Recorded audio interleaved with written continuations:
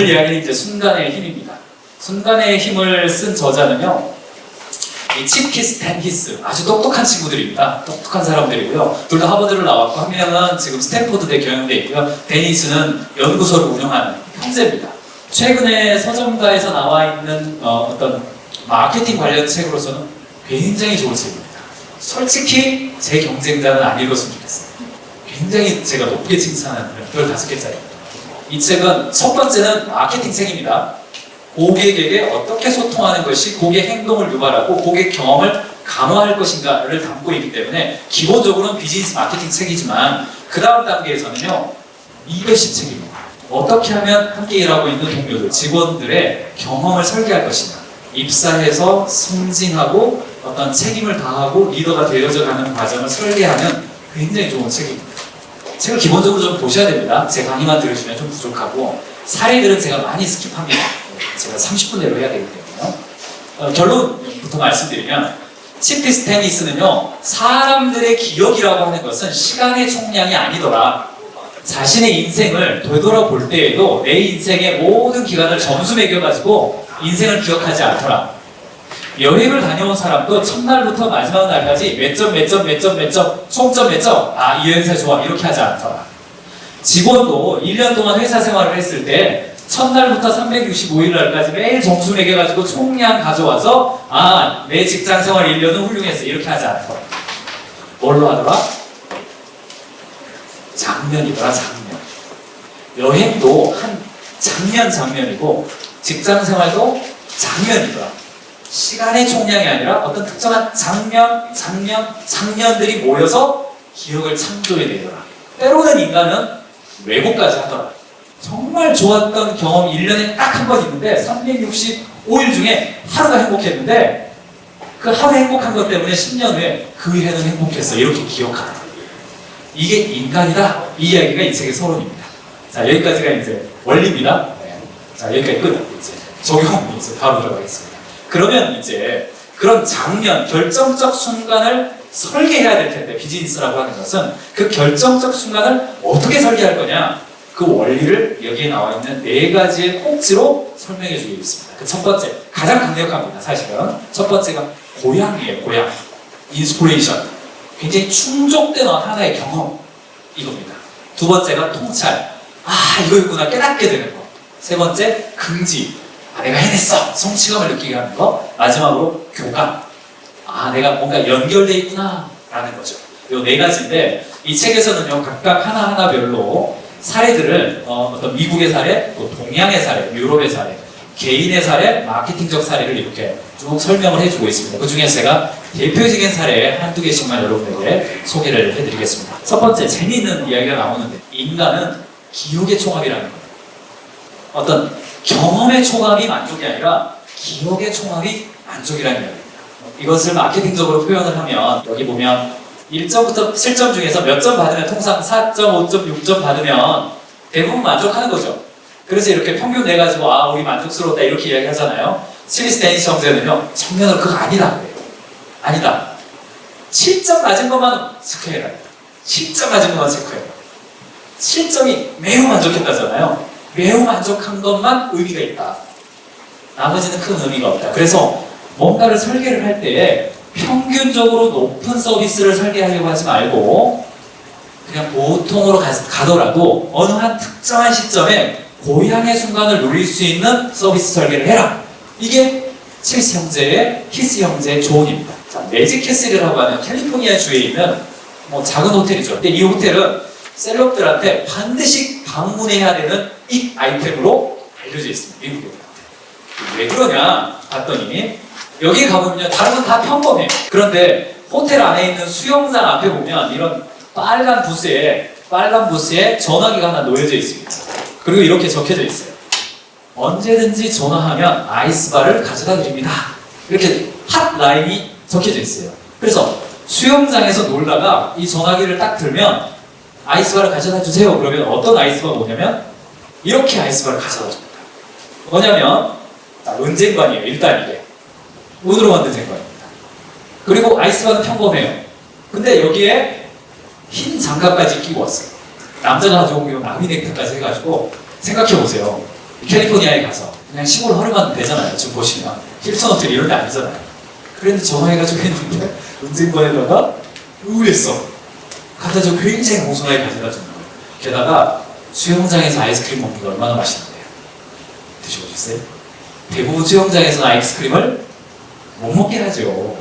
이런 의외성이 포함된 평범한데 정말 예상치 못했던 어떤 포인트가 있다는 것이죠. 결과적으로는 이것은 평범하지만 LA에 있는 최고의 에스케스 호텔로 알려지고 셀럽들로 하여금 이거를 사진을 안 찍을 수 없게끔 만들어주는 거죠. 스미스 데니스 형제는요, 결과적으로 이 고향의 순간을 경험하게 하려면 세 가지 요소가 중요하더라. 그 첫 번째, 감각적 매력의 승부, 은쟁반, 흰장갑, 빨간 정확히 감각적으로 만들어주라. 두 번째, 의외성, 수영장에서 아이스바를 먹어? 네, 의외성이에요. 세 번째, 보상, 예상치 못한 높은 수준의 어떤 리워드를 의미해요. 무료예요. 상시 가능해요. 이런 요소의 결합이 사람들로 하여금 고향의 순간, 아 그렇구나 이렇게 하게 만들어주는 요소가 된다는 이야기입니다. 그래서 결정적 순간을 만드는 고향의 경험은요, 일반적으로 그럼 어떻게 만들 거냐? 그러면 이 그림을 참고해 보시기 바랍니다. 일반적으로 저희 가인지 컨설팅에서 프로세스 청사진을 그리는 작업을 합니다. 컨설팅 아주 초기 작업인데요. 그래서 통상 그림을 아주 간단하게만 그리시면 돼요. 고객의 행동 라인, 서비스 직원의 행동 라인, 후방 직원의 행동 라인. 대략적으로 세 가지만 그리시면 됩니다. 그러면 이 비슷한 그림이 나오겠죠. 자, 여기에 빨간색 포인트를 보시면 ES라고 되어 있습니다. 이게 이펙트 스팟이라고 통상 부릅니다. 요 순간이 아이스바의 순간이에요. 고향감을 줄 수 있는 순간입니다. 고향감을 줄 수 있는 포인트들을 발견해보고 그 포인트에서 어떤 요소를 차별화했을 때, 감각적 의외성 보상이라고 하는 요소를 가지고 차별화했을 때에 고객에게 결정적 순간을 기억나게 해줄 수 있다. 그러니까 병원을 갔다 왔는데 병원 진료 잘한다는 얘기를 안 하고, 야 거기는 예약 확인 문자를 말이야 이런 그림을 넣어가지고 보내줘. 이걸 기억한다니까요. 그거 캡처해가지고 인스타에 나의 새로운 병원 주치 딱 찍는 거죠. 다 잘하려고 하지 말고 어떤 특정 시점에 고향감을 주는 요소를 하되, 감각성, 의외성, 그리고 예상치 못한 리워드, 보상, 이 세 개 요소를 고려해라 이야기입니다.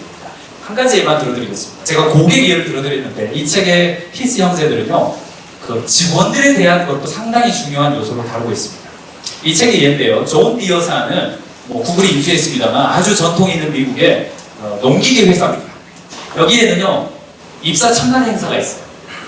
그래서 입사 첫날 사람들이 도착을 하면 이메일이 날라와요. 이렇게 책상에 앉자마자 날라오고 이런 질문들이 있어요. 1년 후에 이렇게 될 것이다. 그리고 한 달 후에는 이러이러한 모습이 될 것입니다 라고 CEO가 영상 편지가 개인 테이블에 날라와요. 그뿐 아니라 출근 첫날의 경험은요, 모니터 초기 화면에 우리 회사에 온 것을 환영합니다라고 이미 떠 있어요. 그 다음에 바탕화면에 앞으로 인생에서 가장 중요한 일을 할 것입니다. 회사 이메일 계정에 이미 도착해 있는 CEO의 영상 이메일이 있어요. 그 영상 이메일은 아주 따뜻한 CEO의 어떤 이메일인데 유튜브를 리커온 게 아니라 그 사람의 이름을 불러주는 영상 이메일이에요. CEO, 그 사람을 위해서 찍는 거예요. 고객 동선을 아까 분석했잖아요. 직장 생활에 있어서 결정적 순간이 언제일까? 여러분 입사 첫날 기억나세요? 이제 존 디어사가 입사 첫날의 경험을 설계하는 것을 보고요, 사실은 저도 반성을 많이 했어요. 나름대로 가인지 캠퍼스는 입사 첫날 설계를 하고 있다고 생각을 했는데, 여기 비교해 보니까요, 게임이 안 되더군요. 그래서 존 디어사는요, 어떤 의미에서 이 입사 설계는요, 사실은 미국에서 시작된 게 아니라 아시아 지역 지사의 퇴사율이 높았기 때문에 이 설계를 시작했다고 책에서 그렇게 소개합니다. 그래서 결과적으로는 이미 입사한 사람들, 미국 본토에 있는 사람들이 저기 아시아에 저렇게 해주는데 우리도 그렇게 해주면 안 돼요? 나 퇴사했다 다시 입사할게요. 저런 존중 받고 싶어요. 이런 이야기를 들을 정도로 성공적으로 적용이 되어졌다. 특별히 그 신입사원들한테 물어봤더니 이런 생각을 하더라는 겁니다. 맞아, 오늘부터 나는 이 회사 사람이야. 나는 이 회사에서 중요한 사람이야. 라는 고향감을 느끼게 한다는 거죠. 가인지 캠퍼스에서는 이른바 웰컴 키트라는 컨셉을 가지고 있습니다. 그래서 저희가 컨설팅하는 기업들은요, 존 디어 정도는 아니지만 이런 웰컴 키트를 이렇게 준비해가지고요, 테이블 위에 올려놓는 것들을 기본적으로 하고는 있어요.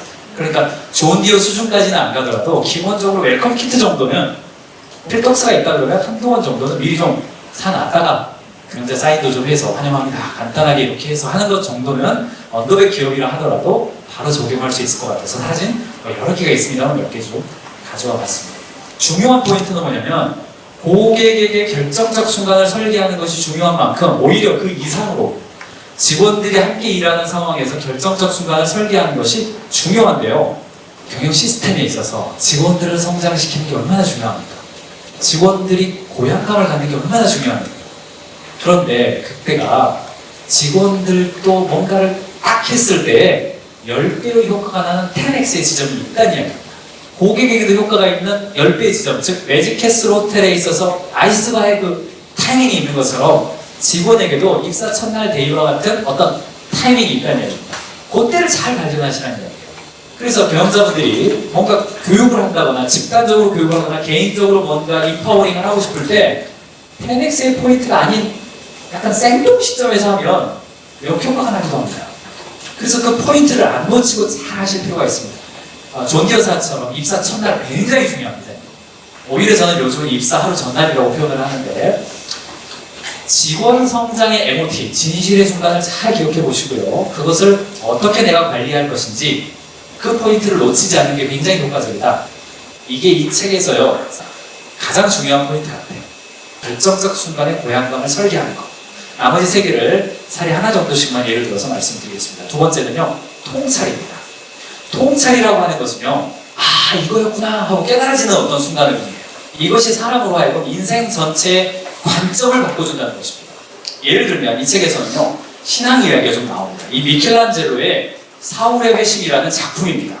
성경을 배경으로 하는 건데요. 이 사울이라고 하는 사람이 예수님이 돌아가신 다음에 예수님을 따르는 무리들을 이렇게 잡아가지고 로마에게 넘기면서 이렇게 박해하는 대표 주자입니다. 근데 이 사람이 이 다마스커스라고 하는 이 거대한 도시를 향해서 그쪽에도 예수쟁이들이 많다. 그래서 말 타고 막 달려가요.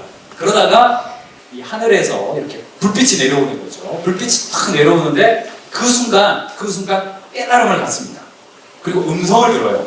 야 사울아, 왜 네가 나를 그렇게 핍박하냐? 네가 믿는 유대교의 그 하나님하고 예수님하고 사실은 같은 사람이야. 너가 오해하고 있어. 다시 생각해봐. 이런 류의 음성을 듣게 되고 한 3년 정도 자숙 또는 이렇게 배움의 시간을 갖고 그 다음에 여러분들이 알고 있는 바울, 위대한 기독교 신앙의 선구자, 전파자로 알려져 있죠. 그 순간이 오는데 비즈니스에서도 바울의 회심처럼, 사울의 회심처럼 뭔가 깨닫는 순간을 설계할 수 있다는 겁니다. 미국 중학교 2학년의 실험인데요. 아이들에게 에세이를 쓰게 했습니다. 근데 첫 번째 선생님은 이렇게 피드백해요. 너의 에세이에 내 조언을 해줘. 그렇게 말하고 조언을 해줘요. 두 번째 선생님은 너는 이보다 더 잘할 수 있는 사람이라는 것을 믿어. 그래서 몇 가지 조언을 할게. 하고 피드백을 해줘요.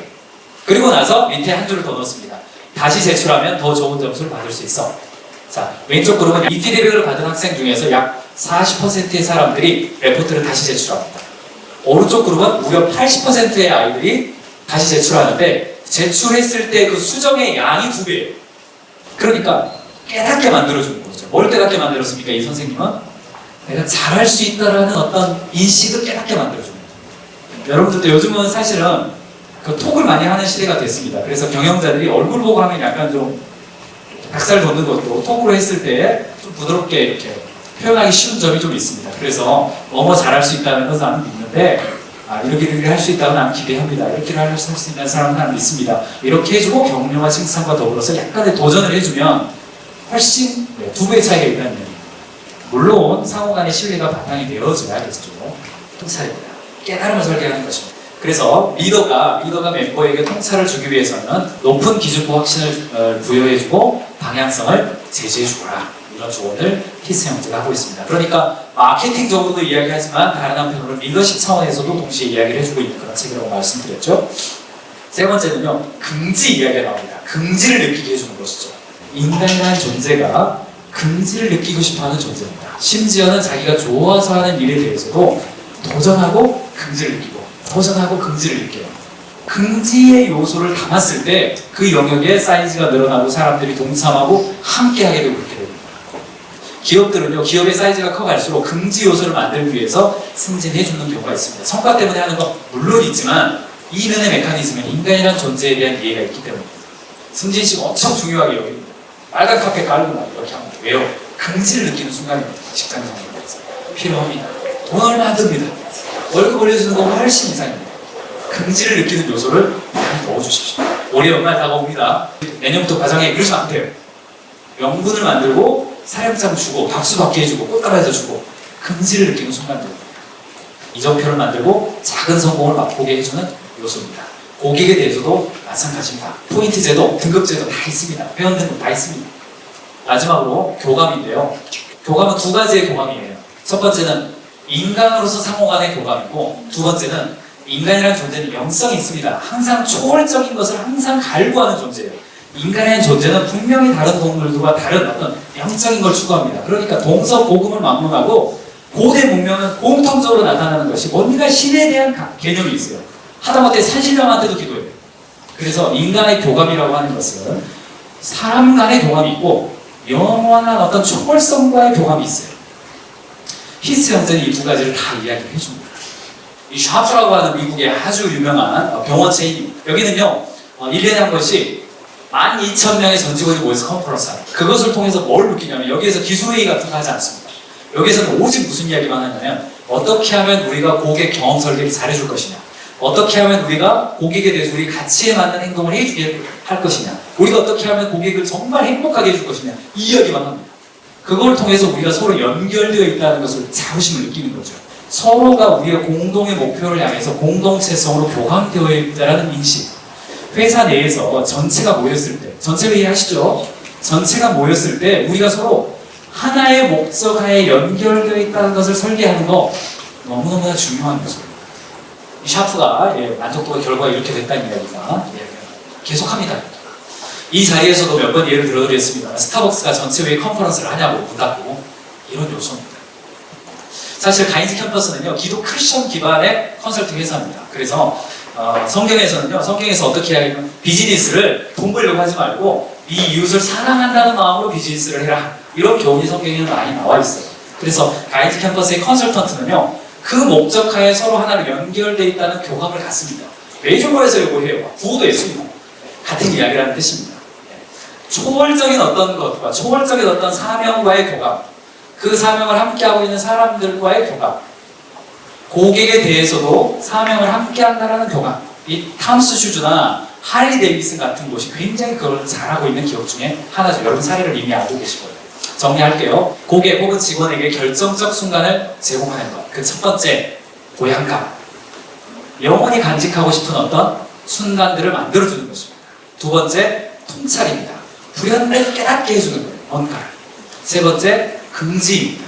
성취함, 작은 성공을 하고 있다는 느낌을 제공해 주는 거죠. 마지막으로 교감입니다. 인간으로서 서로 교감하는 것, 초월성과의 교감. 이것이 치리스 데니스 형제가 순간의 힘이라고 하는 것에서 설계한 것인데요. 오늘의 포인트는 이 첫 번째, 즉 고향감을 주는 어떤 고객 설계, 고객 경험 설계, 직원 경험 설계, 여기에 조금 더 포커스를 맞춰서 책에 챕터가 있기 때문에 앞쪽에 나와 있는 챕터니까요. 다 읽으시면 좋겠지만 이 부분부터 먼저 읽으시고 제 강의라든가 이 강의 파일, 그리고 오늘 강의했던 스크립트, 그것은 CC클래스 어플이라고 올려드릴 테니까 그걸 참고하셔가지고 직원 교육도 하시고 설계하시는 데 도움이 되시기 바랍니다. 감사합니다.